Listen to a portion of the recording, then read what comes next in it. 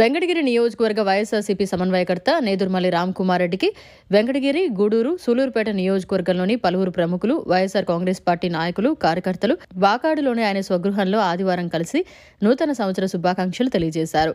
YSR Congress party నాయకులు, కార్యకర్తలు NBKR విద్యా సంస్థల్లోని టీచింగ్ అండ్ నాన్ టీచింగ్ రాకతో వాకాడులోని నేదుర్మల్లి నివాసంలో సందడి వాతావరణం నెలకొంది.